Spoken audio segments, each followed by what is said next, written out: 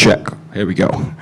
Welcome, everybody, to the FIBA Basketball World Cup 2023 Americas Qualifiers between the post-game conference between Canada versus Panama's game. Score was 112-71. We have the head coach of Panama as well as Tyler Gaskins. Trevor Gaskins, my apologies. First question for the coach. Tough loss, but what are some of the key takeaways from this game, and what are your thoughts in general from the game? Bueno, el problema de nuestro equipo es que es un equipo joven. The problem with our team is a young team. Algunos jugadores de experiencia. Some players with experience. Aparte de Trevor y Ogilvy, los otros jugadores de experiencia juegan en Europa y no pueden venir. Besides Trevor and Ogilvy, they hacemos lo que have podemos. experience and they play in Europe and they do what they can with the team. Nosotros hacemos lo que podemos en nuestro juego. Hoy duramos 17 minutos. We do what we can with our game. We last 17 minutes. We play good. Pero al tener ellos un mayor personal, but having them Canada team more personal, en el resto de juego nos destruye. In the rest of the game, they destroyed us. Thank you, Coach. Trevor, question for you. Obviously, you've had a tough travel schedule here. Came right from Bahamas, and you flew yesterday, I believe. Did that impact performance, or do you think it was just a matter of getting your legs right? I don't think that affected anything. Everyone knows Canada is a great team. They're 10-0. They haven't lost a game, so they play the right way. They play as a team, and y'all have a culture here. So it's really tough to beat the caliber players they have, and they play at a high level. So it's really tough. I don't think the travel was a big deal, but it played its part a little bit. But like Coach said, we missing a lot of players with experience, and we got a lot of young players. So, any questions from the floor?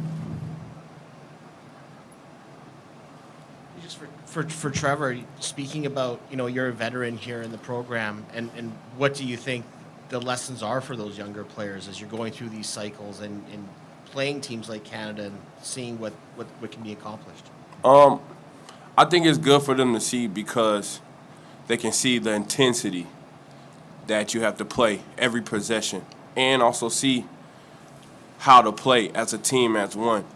We always try to preach and say that, play as one, play as a unity, and for 40 minutes. And, Coach said it in our locker room that even though they was up 30 or 40, they still was playing like as a team, running their system and, things that they work on so they can be better for future, or when they obviously go play in the World Cup. So I think they can take that from that. Just seeing how the intensity, you need to play hard, and every possession counts. And at any moment, the game could, it could dictate itself. So. Any more questions? Okay, well, that concludes the away team's press conference. Thank you, gentlemen. Thank you.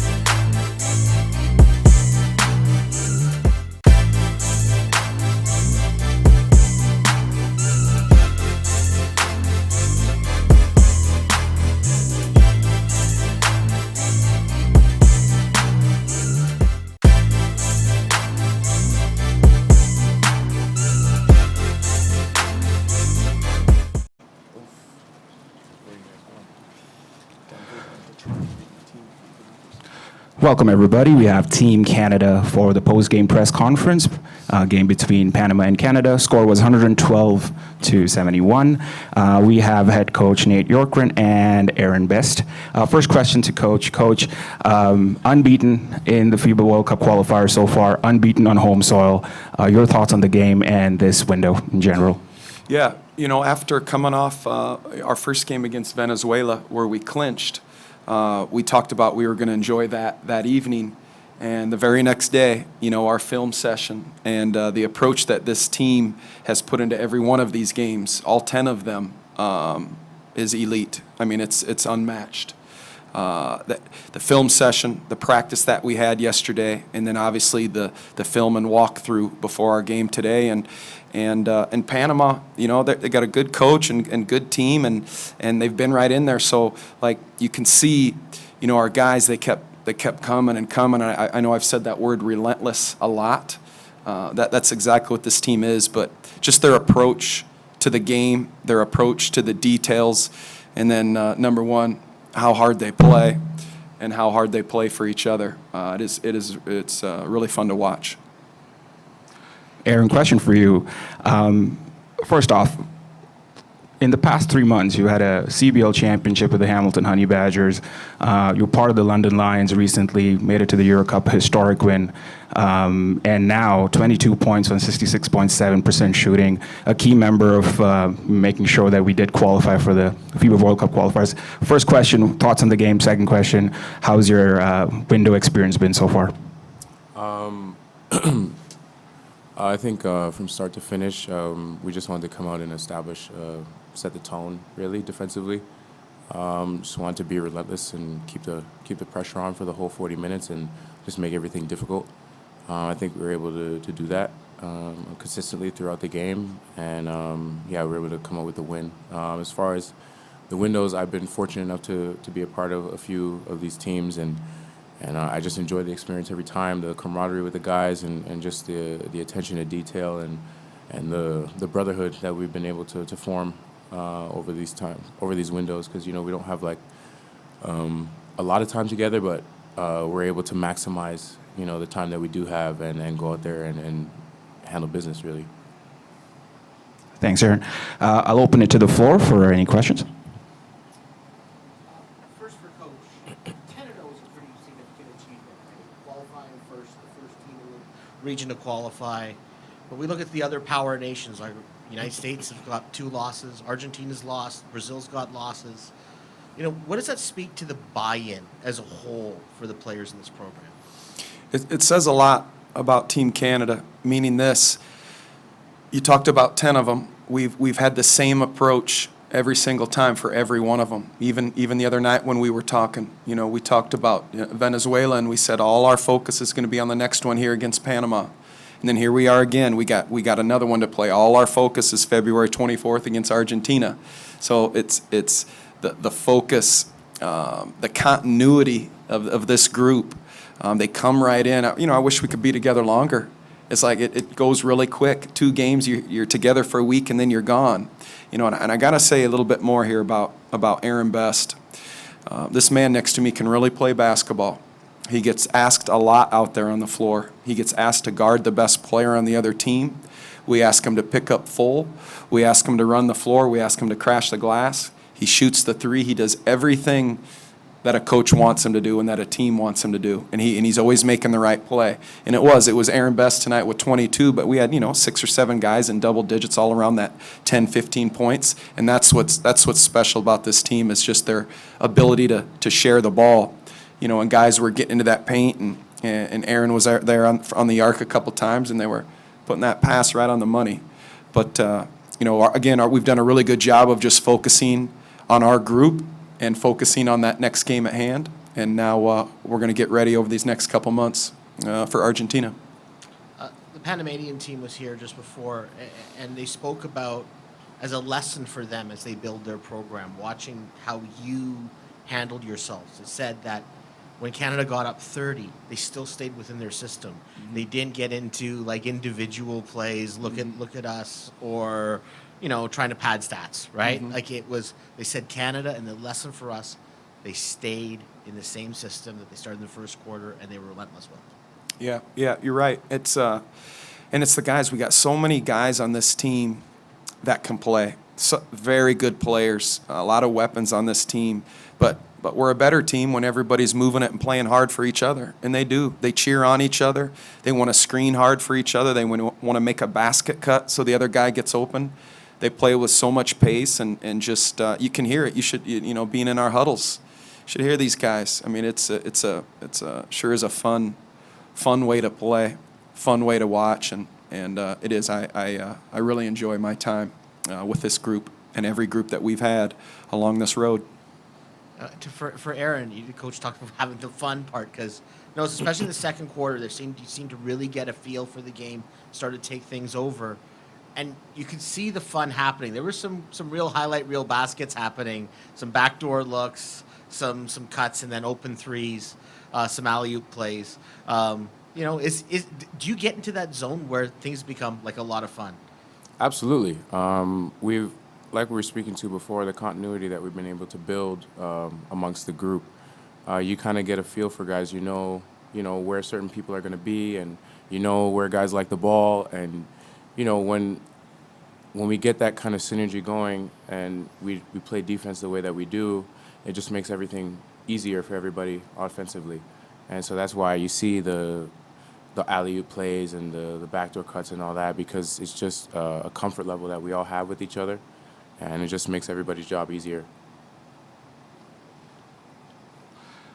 One last question to both of you. You both mentioned the words continuity and consistency. As you go into down south to Venezuela and Argentina to wrap up the qualifier window and the national program in general, how important is continuity and consistency? And could you comment on the value of that as we move towards the World Cup and other events as well? It's huge. There's 12 guys that dress tonight, but there's about 40 players that are a part of this this whole process, and each and every one of them are locked in and committed to the goal, and they understand we all have the next man up mentality. So if it's not me, or then it's somebody else. If it's not somebody else, then the next guy's going to step in, and we all know what the goal is, and we all have the same level of focus. So whatever 12 guys put on the jersey, we all have that same mentality, and I think that's what we've been able to do throughout the Windows process. Yeah, well said. And I tell the guys this a lot. Like even after our huddle there, like on our Zoom calls, we got 2 more months here. A couple months before we play. Is keep winning. Aaron Best is a winner. These guys on on our team are winners, and they go help their teams win all over the world. And I say it to them. I'll be saying it to them over the next 2 months and asking them if I can help them in any way. But just to keep winning and keep playing as hard as you can, not only for Team Canada, but the teams they're all about to go back to. Everybody gets on an airplane tomorrow, and everybody's flying every which way all over the world. So they do. They represent this country so well. You mentioned it before about playing here in Canada for these 2 games during this window. It's an awesome feeling. And there's been so many players that have been a part of this. And we got Game 11 coming up here as we get ready to go to Argentina next. So let's keep it going. And that concludes the press conference. Thank you, everybody. Thank you. Thanks. Go, baby.